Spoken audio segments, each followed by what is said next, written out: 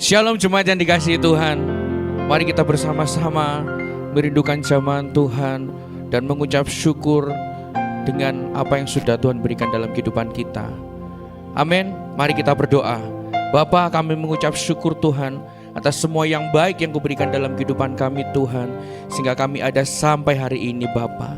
Dan sekarang Bapa, kami akan memuji dan memuliakan nama Kau Tuhan. Kiranya zaman Tuhan terus nyata dalam kehidupan kami.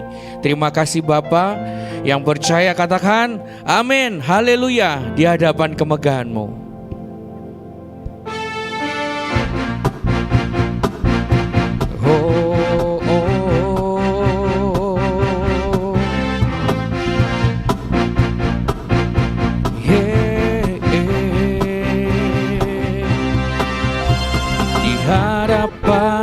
Kemegahan-Mu ku datang menyembah-Mu, membawa hatiku, membawa hidupku. Ku teringat kasih setia-Mu di dalam setiap langkahku. Sungguh Engkau baik di dalam hidupku. Engkau baik, teramat baik. Engkau baik, teramat baik. Di hadapan kemegahan-Mu, di hadapan kemegahan-Mu, ku datang menyembah-Mu, membawa hatiku, membawa hidupku. Ku teringat kasih setia-Mu di dalam setiap langkahku. Sungguh Engkau baik di dalam hidupku. Engkau baik, teramat baik.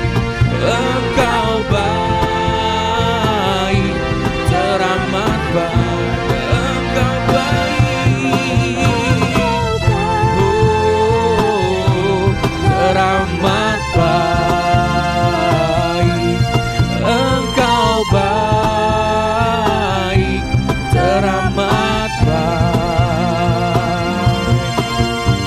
Di hadapan kemegahan-Mu, ku datang menyembah-Mu, membawa hatiku, membawa hidupku. Ku teringat, oh, kasih setia-Mu di dalam setiap langkahku. Sungguh Engkau baik di dalam hidupku. Engkau baik, teramat baik.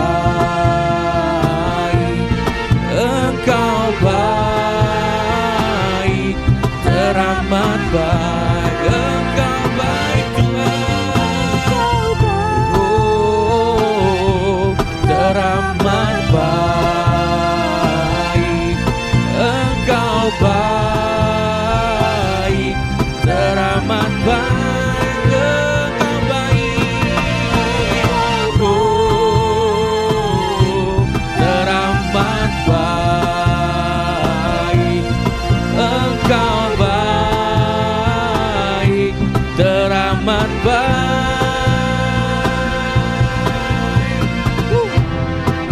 Haleluya. Mari kita angkat suara kita. Mari kita puji Dia, sebab Dia Allah yang hidup. Amin.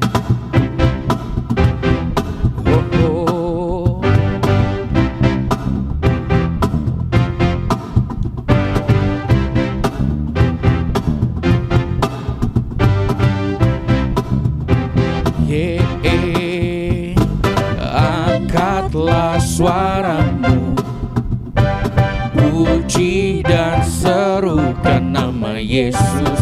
Tanggalkan bebanmu, tak perlu kau khawatir, sebab Dia sanggup. Gerakan kakimu, amin. Menarilah dan bertepuk tangan, bersukacitalah.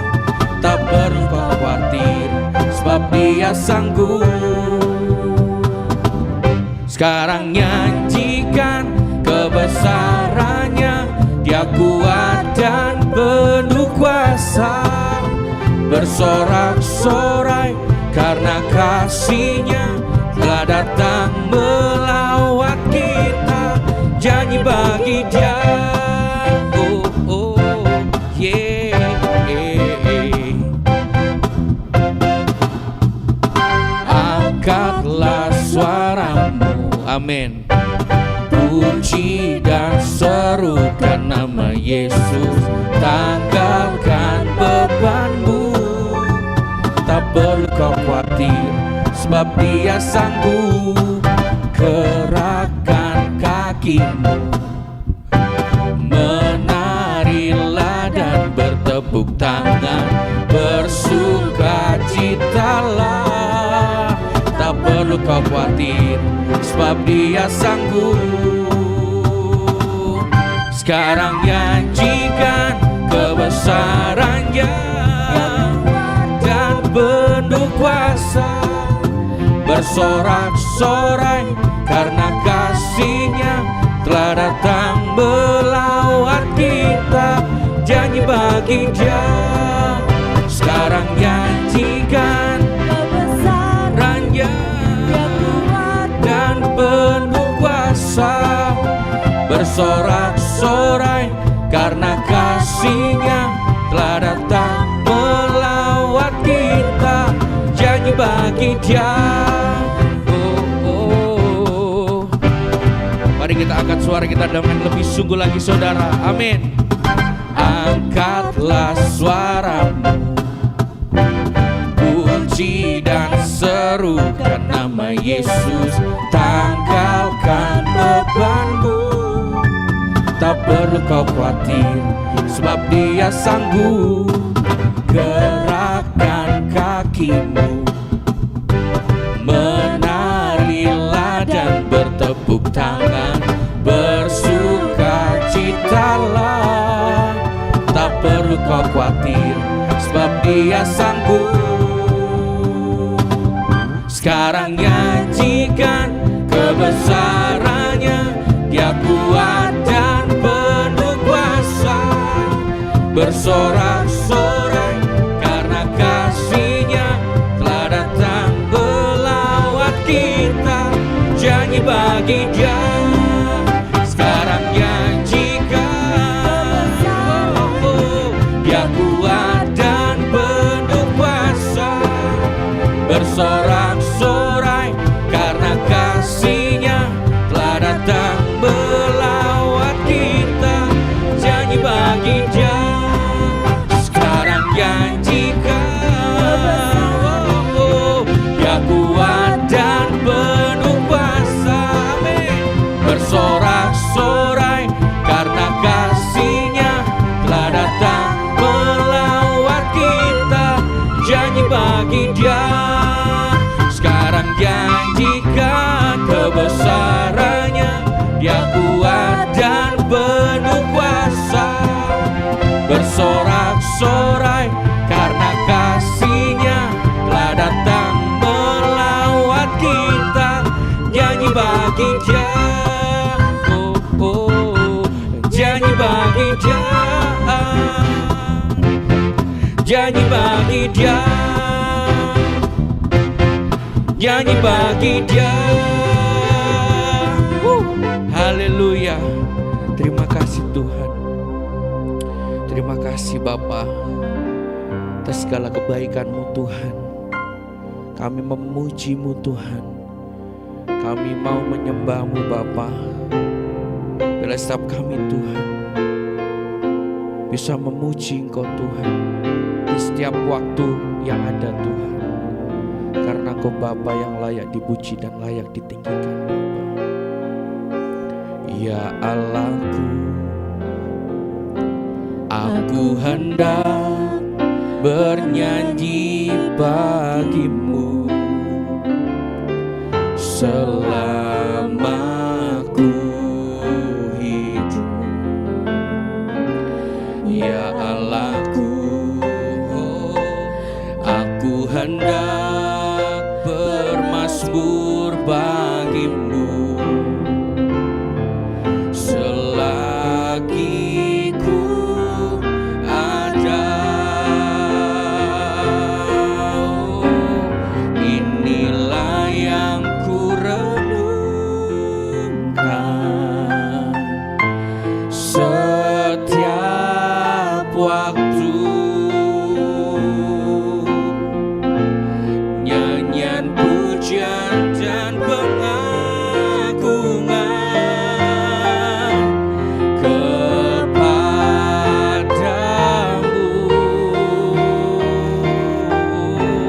Biarlah manis kau dengar Tuhan, manis kau dengar Tuhan, dan hatiku bersuka karenamu.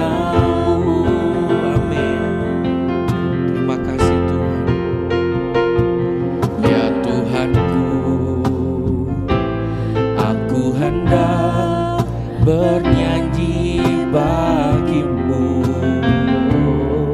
selama ku hidup. Oh, ya Allahku, aku hendak bermazmur bagimu selagi ku ada. Oh, inilah yang ku renungkan setiap waktu. Nyanyian pujian dan pengagungan kepadamu. Oh, biarlah manis kau dengar Tuhan, manis kau dengar Tuhan, dan hatiku bersuka karenamu. Oh, inilah yang ku renungkan setiap waktu. Nyanyian pujian dan pengagungan kepadamu.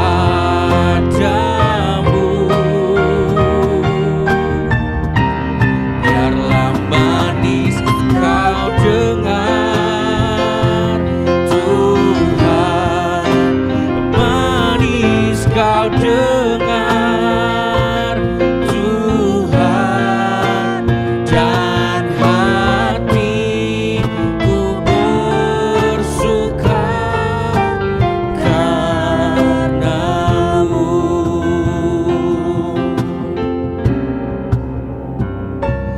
Ya Tuhanku, ya Tuhanku, Aku hendak oh, bernyanyi bagimu amin Tuhan. Selama kami hidup Tuhan, kami rindu memuji dan memuliakan nama-Mu Bapa. Ya Allahku, Aku hendak oh, bermazmur bagimu selagi ku ada.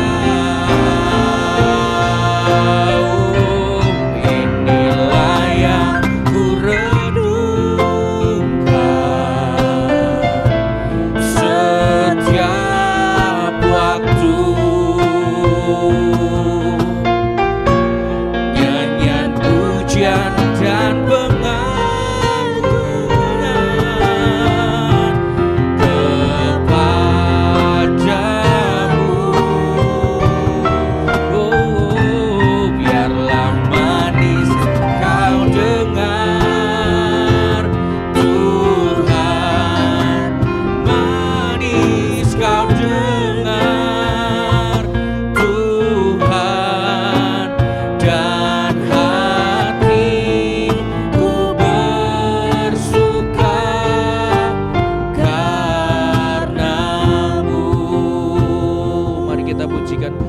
dengan lebih sungguh.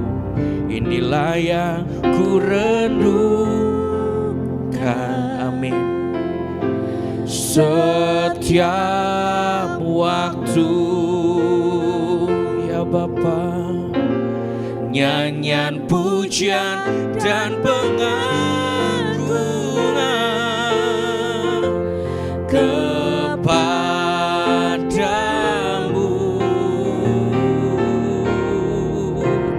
Biarlah manis kau dengar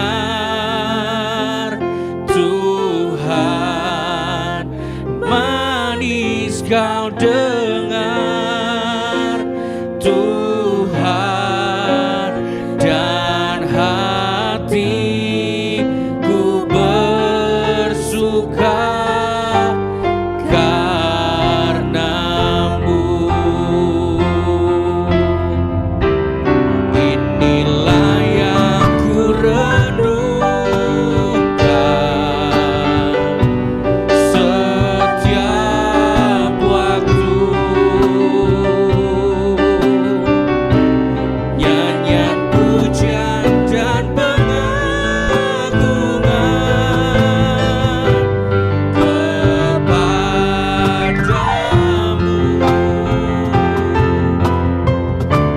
Biarlah manis kau dengar Tuhan, manis kau dengar Tuhan, dan hatiku bersuka karenamu, dan hati kami bersuka karena Engkau Tuhan, dan hatiku bersuka karenamu, dan hatiku bersuka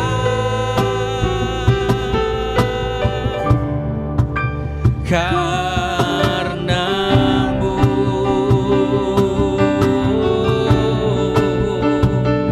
Biar hati kami selalu bersuka karenamu Yesus. Oh haleluya, oh haleluya Tuhan. Segala puji hormat hanya bagi Engkau, ya Bapakku, ya Tuhanku. Haleluya, haleluya. Oh, Engkau ajaib Tuhan. Tiada Allah sepertimu, tiada Allah sepertimu Yesus. Oh, kami nantikan Engkau Tuhan, biar Engkau menjamah setiap kami, ya Yesus Tuhan. Oh, haleluya, oh haleluya. Oh, kami naikkan sembah kami kepadamu, ya Yesusku, ya Bapakku. Engkau berkuasa, Engkau sempurna Tuhan. Haleluya. Oh, kami puji kebesaran-Mu Yesus, kami puji Engkau Tuhan. Oh,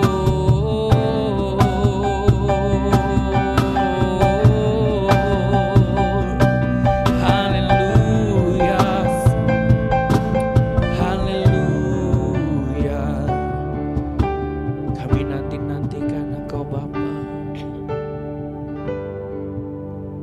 ya Yesus Tuhan. Mari kita berdoa. Bapa, kami naikkan syukur kami kepadamu Tuhan. Terima kasih ya Bapa, pada sore hari ini kami mau menikmati berkat yang datangnya daripadamu melalui firman pada sore hari ini ya Bapa. Engkau berkati setiap kami untuk kami boleh mengerti bagian firman-Mu. Terima kasih Yesus, terima kasih kami siap mendengarkannya. Di dalam nama Tuhan Yesus Kristus kami berdoa. Haleluya, amin. Ya, shalom. Ya, selamat malam untuk kita semua. Puji nama Tuhan, pada sore hari ini kita akan bersama-sama mendengarkan satu bagian firman Tuhan. Saya mau beri judul renungan kita pada sore hari ini tentang berani datang kepada Tuhan. Ya, berani datang pada Tuhan. Nah, kalau kita berbicara tentang suatu keberanian ya, keberanian seseorang dapat diukur mungkin dari hal-hal yang biasa kita lihat.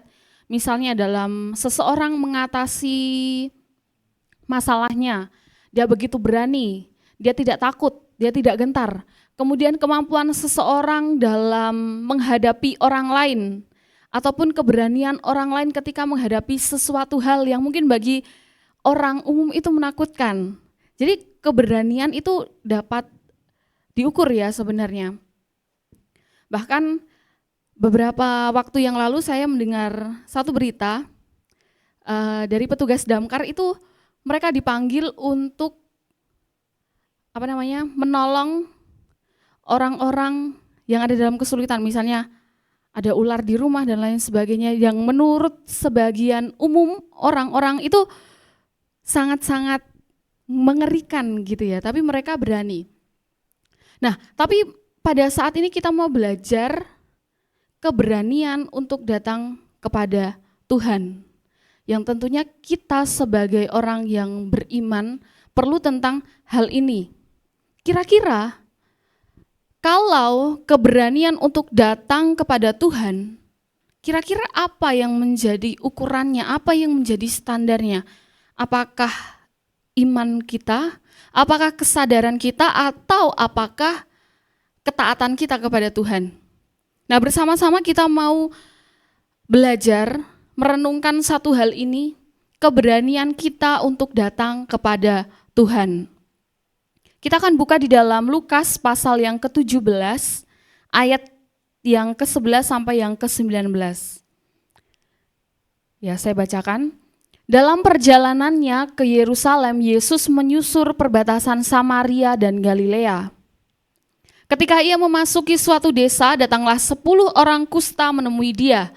Mereka tinggal berdiri agak jauh dan berteriak, "Yesus, Guru, kasihanilah kami." Lalu ia memandang mereka dan berkata, "Pergilah, perlihatkanlah dirimu kepada imam-imam." Dan sementara mereka di tengah jalan, mereka menjadi tahir. Seorang dari mereka ketika melihat bahwa ia telah sembuh, kembali sambil memuliakan Allah dengan suara nyaring, lalu tersungkur di depan kaki Yesus dan mengucap syukur kepadanya. Orang itu adalah seorang Samaria. Lalu Yesus berkata, "Bukankah ke-10 orang tadi semuanya telah menjadi tahir? Di manakah yang 9 orang itu? Tidak adakah di antara mereka yang kembali untuk memuliakan Allah selain daripada orang asing ini?" Lalu ia berkata kepada orang itu, "Berdirilah dan pergilah, imanmu telah menyelamatkan engkau." Nah, kita akan merenungkan satu bagian firman Tuhan ini di dalam Lukas 17 ayat 11 sampai yang ke-19. Kita mau terlebih dahulu melihat bagaimana pandangan orang pada waktu itu mengenai orang kusta. Kita ketahui bahwa di dalam perjanjian lama di Imamat pasal yang ke-13 sampai yang ke-14, di situ disampaikan tentang penyakit kusta. Siapa orang yang dianggap sakit kusta, di situ banyak sekali dijelaskan. Nah, secara umumnya saya mau menyampaikan 3 hal penjelasan mengenai orang kusta. Yang pertama ini adalah orang yang berpenyakit dan itu dianggap najis. Makanya di dalam Imamat pasal 13 sampai yang ke-14 di situ dikatakan bahwa ketika mereka dinyatakan berpenyakit kusta, mereka disebut orang najis. Mereka harus memakai baju yang robek-robek, kemudian mereka harus menutupi wajahnya, dan mereka harus berjalan sambil mengatakan najis, najis. Nah itu yang pertama. Yang kedua,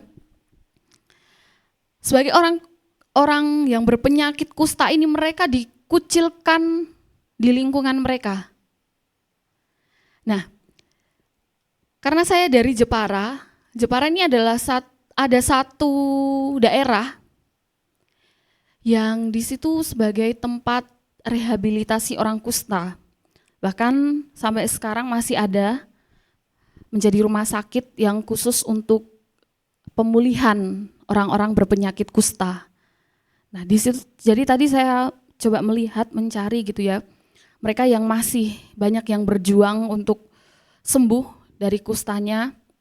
Kemudian banyak juga yang sudah sembuh dan sudah mandiri, sudah kembali ke tempatnya, sudah usaha dan lain sebagainya. Banyak dari mereka merasa dikucilkan di masyarakatnya karena takut penyakit itu akan menular. Nah, kita mau melihat yang ketiga. Di dalam Alkitab, orang kusta ini sebagai simbol akan adanya dosa. Kita mau mengingat lagi ada satu kisah, yaitu Miriam ketika ia memberontak, ia terkena penyakit kusta. Juga Raja Usia ketika ia ada dalam kesombongan, ketika ia sombong, ia pun terkena penyakit kusta. Kita mau buka di dalam 2 Tawarik pasal yang ke-26 ayat yang ke-21.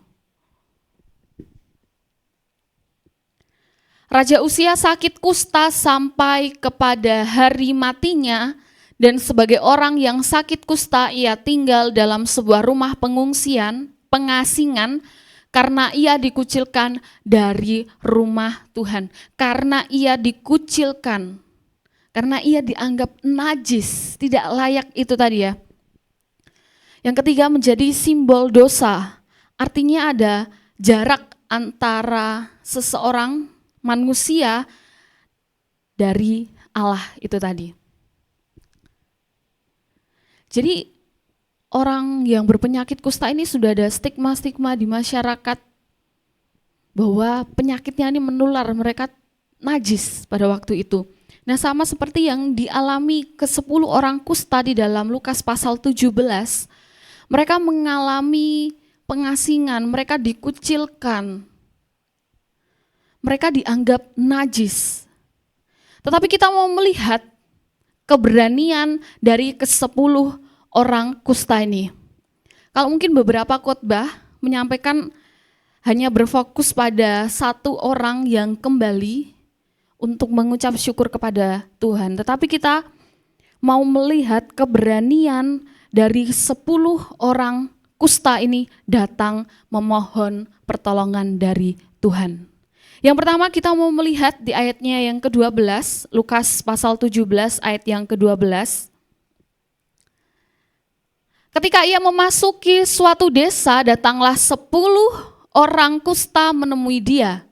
Jadi waktu itu ketika Yesus, di situ dikatakan bahwa ketika Yesus dalam perjalanan ke Yerusalem, Yesus berada di perbatasan Samaria dan Galilea, datang 10 orang kusta. Di situ dikatakan bahwa mereka bersepuluh itu tinggal berdiri agak jauh. Nah, ini menarik untuk saya cari ya. Tadi saya cari, mereka tinggal berdiri agak jauh. Ini artinya adalah mereka menyadari bahwa mereka sebenarnya ini orang yang najis, yang tidak layak, yang harus ada jarak dengan orang lain, bahkan ini dengan Yesus. Mereka menyadari bahwa diri mereka najis, sehingga harus menjaga jarak. Ini yang pertama.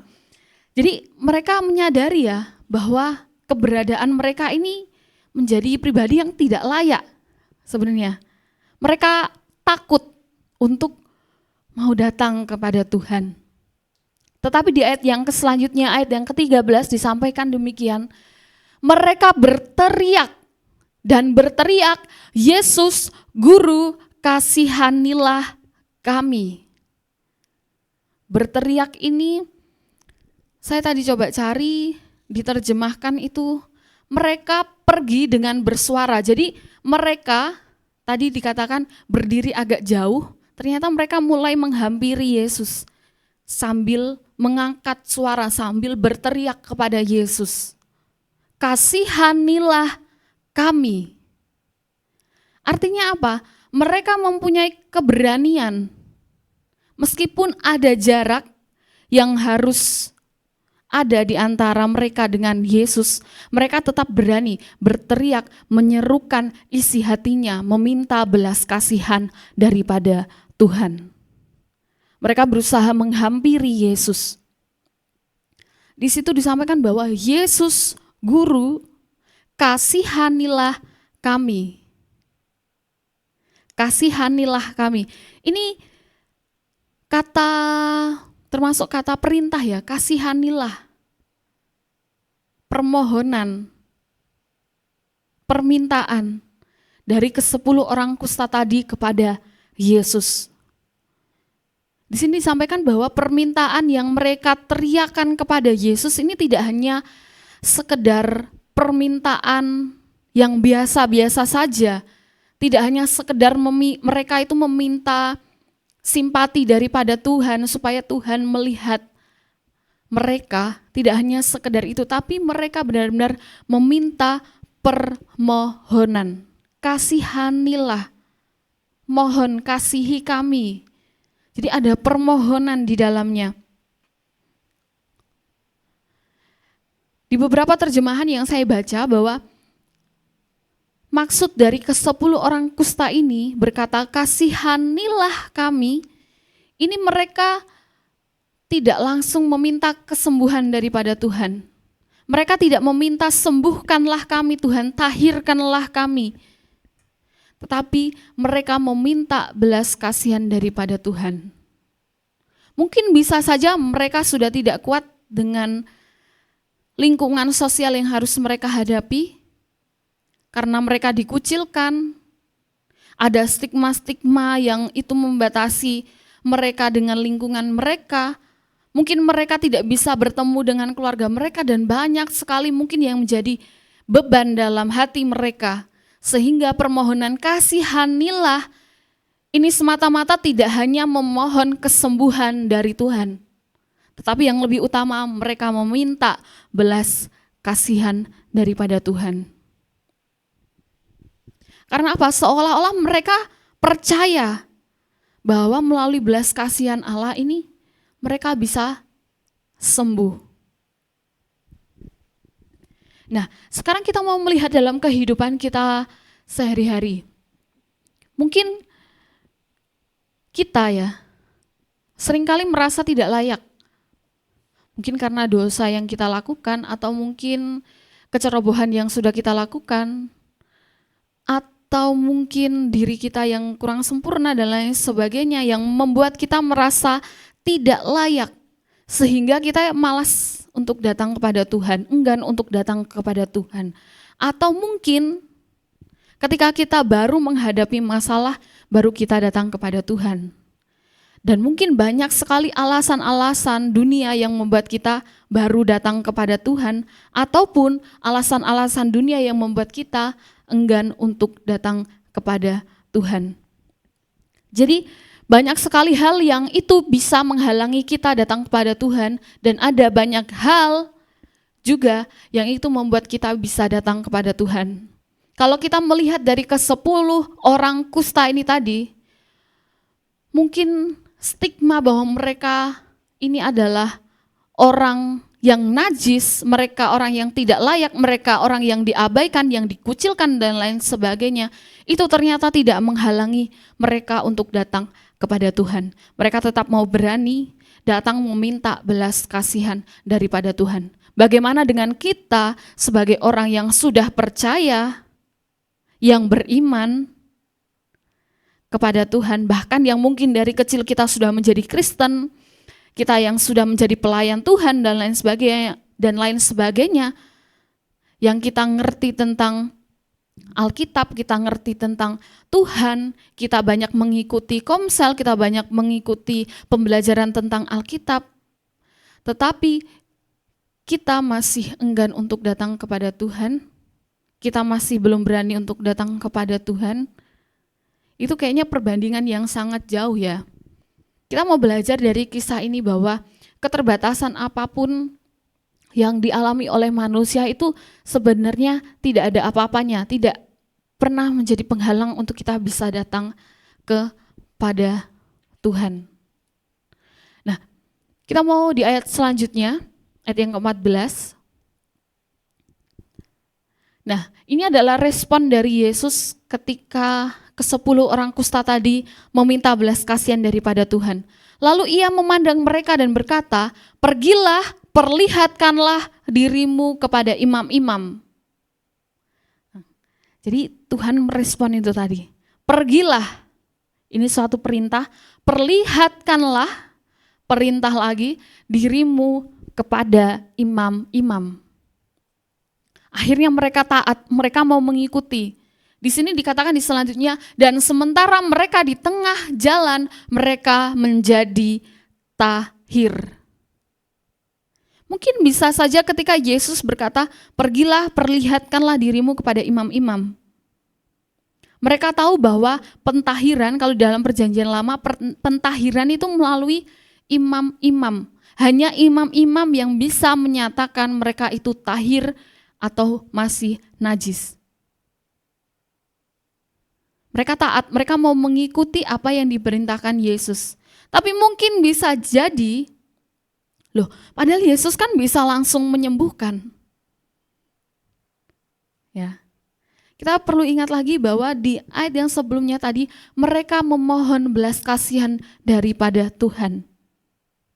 Mereka tidak langsung memohon kesembuhan daripada Tuhan. Tuhan, sembuhkanlah aku. Tetapi Tuhan, kasihanilah kami. Dan ini jawaban daripada Tuhan, pergilah, perlihatkanlah dirimu kepada imam-imam. Mereka tidak menunggu jawaban bahwa Yesus menyembuhkan mereka secara langsung. Tetapi apapun jawaban dari Yesus, itu yang harus mereka taati. Dan ternyata benar ketika mereka mengikuti apa yang diperintahkan Yesus, mereka kembali berjalan untuk menemui imam-imam dan mereka menjadi tahir. Nah, kembali kita mau melihat dalam kehidupan kita. Ini seperti doa ya. Mungkin banyak sekali hal yang kita pergumulkan, yang kita mau bawa kepada Tuhan. Kita datang kepada Tuhan, mungkin setiap hari kita sungguh-sungguh untuk datang kepada Tuhan, membawa setiap pergumulan kita, membawa setiap permohonan doa kita. Tetapi ketika kita menerima jawaban yang itu tidak sesuai, tidak sama dengan permohonan kita, mungkin kita bisa menganggap bahwa Tuhan kayaknya tidak mengabulkan apa yang menjadi permohonan saya. Tapi di sini kita mau melihat ketika orang yang berpenyakit kusta tadi, ke-10 orang kusta tadi meminta belas kasihan Tuhan, mereka yakin bahwa apa yang dikatakan Yesus itu benar. Apa yang dikatakan Yesus itu adalah wujud kasih-Nya kepada mereka. Sehingga mereka harus taat mengikuti apa yang disampaikan Yesus. Mungkin dalam kehidupan kita ketika kita berdoa, Tuhan, aku pengen punya rumah, misalnya. Atau Tuhan, aku pengen tahun ini aku menjadi sukses. Tuhan, aku pengen tahun ini mungkin banyak sekali, apalagi ini masih tahun baru, banyak sekali rencana-rencana dalam hidup kita. Tetapi ketika Tuhan memberikan jawaban dan itu suatu perintah untuk kita lakukan, dan kalau kita tidak taat, ya mungkin apa yang kita gumulkan kepada Tuhan, apa yang kita mohonkan kepada Tuhan mungkin tidak terjadi. Ya, jadi ini yang harus kita perhatikan bersama-sama, bahwa tidak semua jawaban yang kita dapat daripada Tuhan selalu sama dengan permohonan kita. Tapi kita mau yakin melalui apa yang kita pelajari sore hari ini, Tuhan itu selalu mau memberikan yang terbaik. Ketika ke-10 orang kusta tadi hanya meminta belas kasihan daripada Tuhan, justru Tuhan memberikan lebih. Tuhan memberikan pentahiran bagi mereka. Karena Tuhan tahu apa yang terbaik untuk mereka. Dan tentunya kita mau sesuatu yang terbaik dalam kehidupan kita terjadi. Nah, ini yang menjadi pembelajaran bagi kita pada sore hari ini untuk kita datang kepada Tuhan dalam segala keadaan apapun. Kalau di dalam perjanjian lama, orang kusta dikatakan orang yang najis, bahkan sulit untuk datang kepada Tuhan, mereka harus melalui imam, mereka ditahirkan melalui imam, mereka sulit untuk datang langsung kepada Tuhan, bahkan mereka tidak layak untuk datang kepada Tuhan. Tapi kita mau melihat di dalam Lukas pasal 17 ini, mereka dengan keberanian, mereka tidak ada batasan untuk bisa datang kepada Tuhan. Sama, Yesus datang ke dunia ini untuk menggenapi setiap hukum Taurat. Yesus datang ke dunia ini supaya kita bisa dengan mudah bergaul karib dengan Tuhan, supaya kita bisa mudah datang kepada Tuhan. Kita tidak perlu lagi pada imam-imam, tapi kita bisa langsung datang kepada Tuhan melalui setiap doa-doa kita. Nah, yang perlu kita pelajari pada hari ini yang pertama adalah mari kita datang pada Tuhan, karena sekali lagi tidak ada batasan antara kita dengan Tuhan. Dimanapun, dalam keadaan apapun, dalam situasi apapun, kita bisa berjumpa dengan Tuhan. Yang kedua, ingat bahwa jangan kita datang hanya ketika kita perlu Tuhan saja. Saya yakin dan percaya bahwa ke-10 orang kusta ini mereka sudah tahu siapa itu Yesus. Di situ disampaikan bahwa Yesus guru. Dia tahu berita tentang Yesus itu siapa. Mungkin mereka sangat-sangat tahu pasti ya. Mereka mungkin mendengar dari orang-orang sekitar tentang Yesus. Yesus yang sudah menyembuhkan banyak orang. Yesus sebagai guru yang mengajar dan lain sebagainya, sehingga mereka bisa tahu, bisa memanggil dengan benar, Yesus guru, kasihanilah kami. Jadi ketika mereka ada kesempatan yang baik bertemu langsung dengan Yesus, mereka dengan berani datang memohon belas kasihan daripada Tuhan. Di ayat-ayat yang selanjutnya ini disampaikan bahwa hanya satu orang yang datang untuk mengucap syukur kepada Yesus. Dan ini adalah orang Samaria. Kita mau buka di Lukas 17 ayat yang ke-15 sampai 16.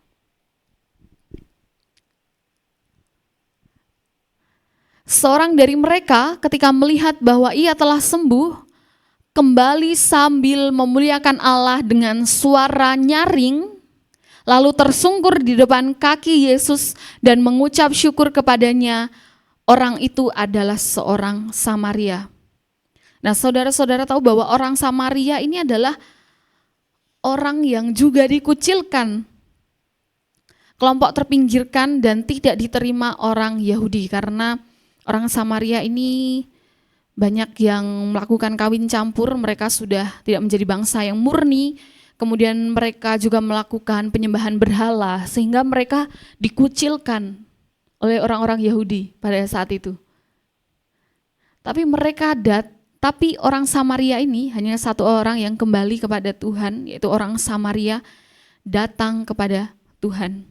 Di ayatnya yang ke-15, di situ dikatakan bahwa kembali. Jadi ketika ia menyadari bahwa dirinya sudah sembuh, ia kembali sambil memuliakan Allah dengan suara nyaring. Dengan suara nyaring. Ini berbeda ketika mereka tadi berteriak meminta belas kasihan dari Yesus. Suara nyaring ini mereka, orang Samaria ini lebih keras, bersuara lebih keras dibandingkan ketika ia berteriak meminta permohonan belas kasihan dari Yesus. Karena ia tahu bahwa ia disembuhkan dari Allah, sehingga ia harus memuliakan Allah dengan suara nyaring. Lebih keras ketika ia memohon belas kasihan daripada Tuhan. Nah, ini yang harus jadi teladan dalam kehidupan kita.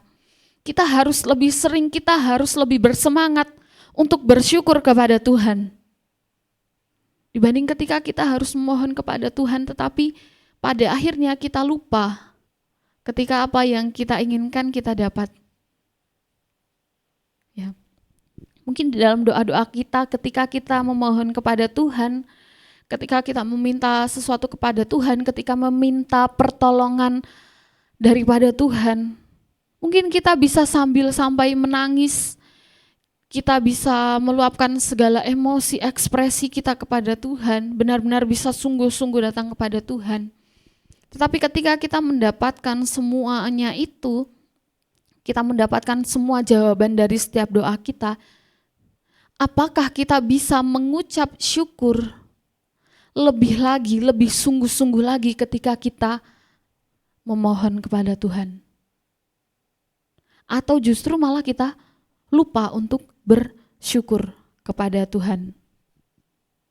Nah, ini hal ketiga yang harus kita pelajari pada malam hari ini. Artinya apa? Kita untuk taat dan terus beriman kepada Tuhan. Ya, sekali lagi mari kita datang kepada Tuhan, karena kita sudah tidak ada batasan lagi antara kita dengan Tuhan. Kita bisa sebebas-bebasnya untuk datang kepada Tuhan, membawa setiap kerinduan kita, membawa setiap pergumulan kita, membawa setiap cerita hidup kita. Dan jangan datang ketika kita memerlukan Tuhan saja, dan kita mau terus taat dan beriman kepada Tuhan. Ingat untuk kita terus mengucap syukur kepada Tuhan. Mari bersama-sama kita berdoa. Bapa kami yang di surga, kami bersyukur Tuhan, pada saat sore hari ini kembali kami belajar melalui firman-Mu Tuhan, belajar dari ke-10 orang kusta yang berani datang kepadamu Tuhan. Kami mau percaya bahwa kami Tuhan bisa datang kapanpun kepada Engkau Tuhan, membawa setiap kerinduan hati kami. Kami mau belajar Tuhan untuk kami setia, taat, bahkan untuk kami benar-benar mau datang kepadamu ya Bapa. Ajar kami Tuhan untuk mengatur setiap hari-hari kami, waktu-waktu kami Tuhan, sehingga kami juga mampu untuk memberikan waktu yang terbaik untuk Engkau. Ya Bapa, pada hari ini juga Tuhan kami menyerahkan, kami mau berdoa untuk orang-orang yang mungkin jauh daripada Tuhan, orang-orang yang mungkin pada saat ini mulai mengabaikan Engkau. Kami mau percaya ya Tuhan, Engkau sentuh hatinya ya Bapa, untuk mereka boleh datang kembali kepadamu ya Bapa. Terima kasih Tuhan, terima kasih Engkau jadikan setiap kami Tuhan, anak-anak-Mu yang ada di tempat ini dan juga yang ada di rumah, untuk kami boleh menjadi pendoa-pendoa bagimu ya Bapa, mendoakan bagi setiap generasi kami, mendoakan bagi setiap orang-orang yang ada di sekitar kami ini ya Bapa. Terima kasih Tuhan, terima kasih. Kami mau menyerahkan seluruh kehidupan kami ke dalam tangan kasih-Mu, dan kami mengucap syukur Tuhan, Tuhan telah memberkati ibadah kami dari awal, pertengahan hingga akhirnya. Kami mau percaya ini semua atas pimpinan daripada Tuhan. Terima kasih Yesus, terima kasih. Kami mau menutup ibadah kami di dalam nama Tuhan Yesus Kristus, Allah yang hidup. Kami berdoa, haleluya, amin. Shalom, selamat malam, Tuhan Yesus memberkati.